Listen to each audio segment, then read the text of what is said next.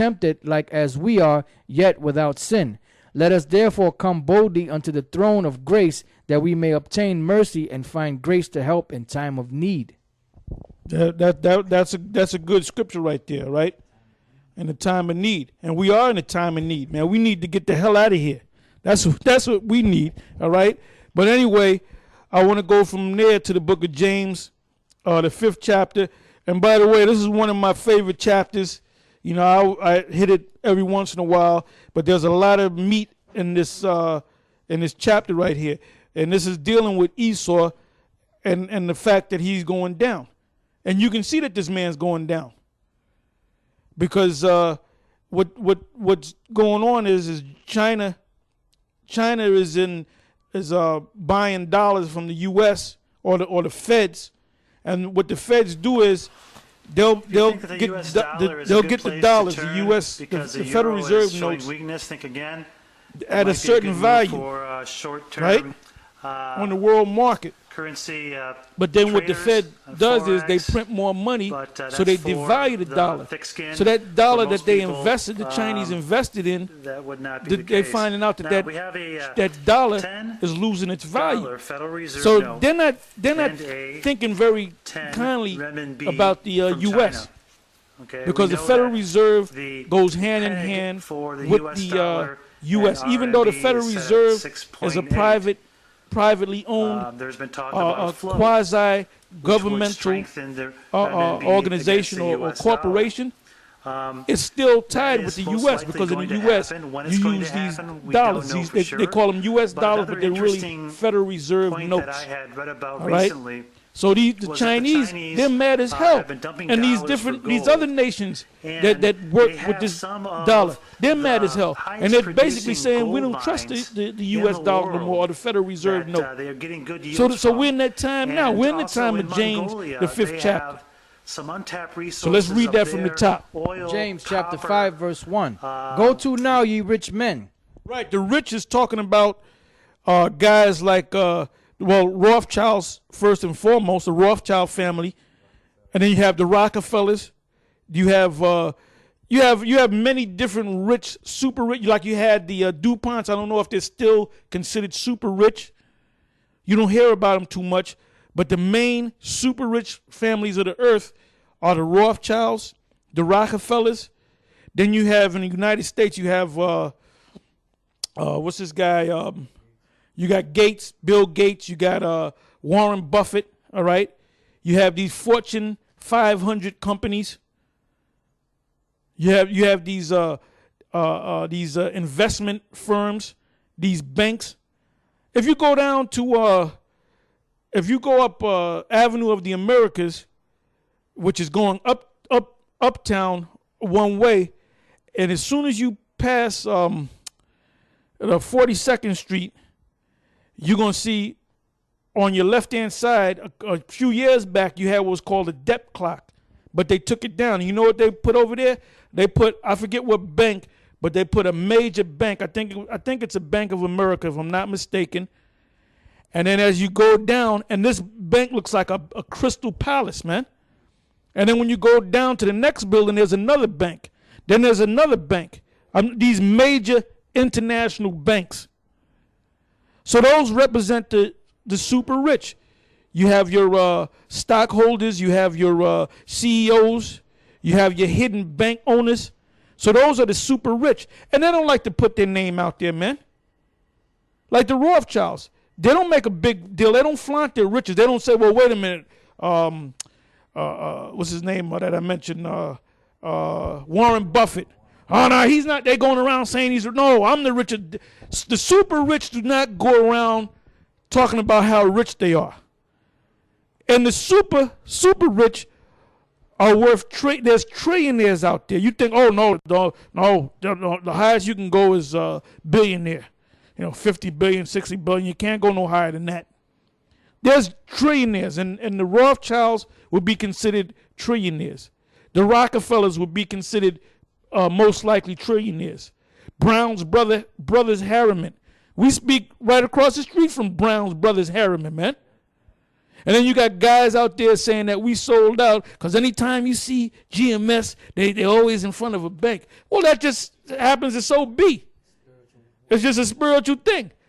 We don't go there looking for a bank. It just happens that way. But we're speaking in front of the place that's going to be brought down. These damn banks. We got the real riches. Go ahead. It says, "Go to now, ye rich men, weep and howl for your miseries that shall come upon you." Right. So the Rothschilds, miseries are going to come on them. Matter of fact, give me Psalms 149 and start from the very top. We normally start from the 5th verse. These super rich, they're not going to be destroyed. We know that the United States, Babylon is going to be destroyed in this thermonuclear war, that's Third World War that's going to take place, but they're not going to be destroyed. Now there's a video that prophet seer, what's his name? The prophet seer, prophetic seer, he put up. And he put it up a couple of days ago, and he got information that the super rich or people that are worth, a couple of $1 billion, that they're leaving the country. They're leaving the United States. Till this thing blows over. So they know that something's going to. The average Joe doesn't know what the hell's going on. You see what's happening over there in France? Well, they're riding over there in France. And you think that's not going to come over here? They're going to squeeze the people over here in this country to the point where they're going to riot in the streets. All right, go ahead. Yeah, this is Psalms chapter 149, verse 1. "Praise ye the Lord, sing unto the Lord a new song, and his praise in the congregation of saints. Let Israel rejoice in him that made him. Let the children of Zion be joyful in their king. Let them praise his name in the dance. Let them sing praises unto him with the timbrel and harp. For the Lord taketh pleasure in his people. He will beautify the meek with salvation. Let the saints be..." Right, the meek is referring to Israelites, not Edomites, not any other nation, but Israelites. Go ahead. It says, "Let the saints be joyful in glory. Let them sing aloud upon their beds. Let the high praises of the Most High be in their mouth, and a two-edged sword in their hand, to execute vengeance upon the heathen." Yeah, the heathens in this case is talking about the other nations. Go ahead. "And punishments upon the people, to bind their kings with chains." You notice it said to bind their kings with chains, because the people over here in this continent, which we call Babylon the Great, they're not going to be here. We ain't going to bind nobody over here in Babylon because they're going to be destroyed. Go ahead. "And their nobles with fetters of iron, to execute upon them the judgment written. This honor have all his saints, praise ye the Lord." Right. Kings and nobles are known for their what? Their riches and the fact that they're sitting on a power seat. So it said we're going to shackle them up and we're going to beat them down. We're going to use that sword, that we're going to have the word in one hand and the sword in the other hand, and we're going to pronounce judgment against you, and then we're going to execute judgment on you. Okay? Now let's go back to James. Go ahead. James chapter 5, verse 1. "Go to now, ye rich men, weep and howl for your miseries that shall come upon you. Your riches are corrupted, and your garments are moth-eaten. Your gold and silver is cankered, and the rust of them shall be a witness against you." Read that again from the top. It says, "Go to now, ye rich men, weep and howl for your miseries that shall come upon you. Your riches are corrupted, and your garments are moth-eaten. Your gold and silver is cankered, and the rust of them shall be a witness against you." Now, give me the blue letter and go to James. I don't know if you got it in James 1. No, you can start it. What does it say in verse 2? Right, now click on your riches. In James 5 and 2, it says your riches are corrupted. I'm going to click on riches. And the word there in the Greek is plutos, which means riches, wealth, abundance of external possessions, fullness, abundance, plenitude, that which one is enriched. Now, when you click up on the tab there where it says Plutos. That's Plutos right there. Read up on it. Okay, now this is a web page called Plutos. Can I say something? Yep. Now, the word there for riches in the second chapter of James, James the fifth chapter, in the second verse, the word there for riches, the Greek word there is Plutos, right?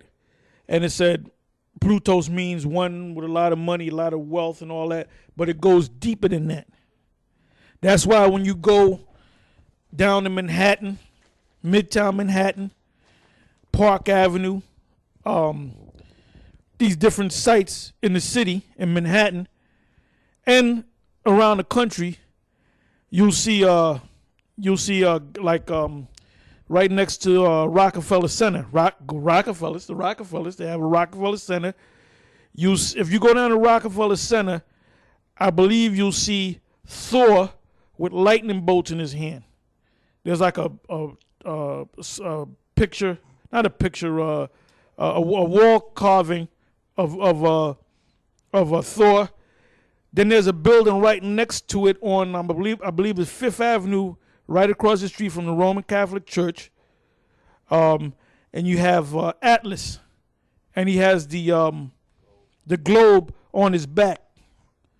There was a book written by, what was her name? Ian Ryan, I believe her name is Anne Ryan. Yeah, I'm saying it wrong. Anne Ryan, which supposedly was a mistress of one of the Rothschilds, and she wrote a book called Atlas Shrugged. So that's showing you that they are tied into the Greek philosophies or the Greek mythology.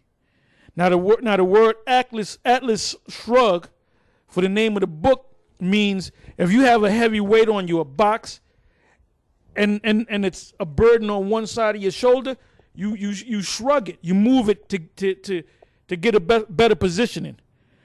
So when you move that box or that heavy object, you're basically changing the way the box sit. So that image of Atlas, or in the book Atlas Shrugged, when he shrugged his shoulder, what happened? The world changed. New world order.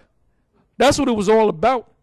But anyway, if you ever take a tour down to the Rockefeller Center, you'll see these images of these different gods and goddesses going back to the Romans, going back to the Greeks. Oh, the skating arena. You have a big, overgrown, naked faggot with laying down butt ass naked. I think he has a towel on. Maybe he doesn't. I forget. I haven't been down there in a while. And he's sitting sideways like a flaming homo, and he has a torch in his hand with a fire, and it's gold. It's a gold statue. Now that person right there, that flaming Mo, is a man by the name of Prometheus. All right? And what Prometheus did was he was known for stealing fire from the Most High, stealing fire from the gods, in this case Zeus. And Zeus, by the way, is a black man, okay? Zeus is at the Vatican City sitting down as a black man that they're saying that's Peter. That's not Peter, that's Zeus. And you can see that he's a black man with woolly hair and a woolly beard.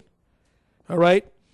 Now, supposedly, Prometheus stole fire from the gods for the service of man. So who has the fire? The elite. That's why when you go to Isaiah, the 14th chapter, and we've been through that many times, it tells you, it refers to them as Lucifer. Why are they known as Lucifer? Because they have the beacon of light. So you just can't become rich. You just can't work hard and become a multi-billionaire and not bow down to these gods or to these demons or to these wicked spirits on the left-hand side. So these jakes like Comfy and them that sold out, they couldn't just say, well, give me the money and I'm not going to teach the truth no more. They had to bow down to them demonic gods. All right? Go ahead. Back in the webpage Plutos, it says Plutos or Plutus was the god of wealth in Agrian Greece. He was at first associated purely with bounty of rich harvest. Later he came to represent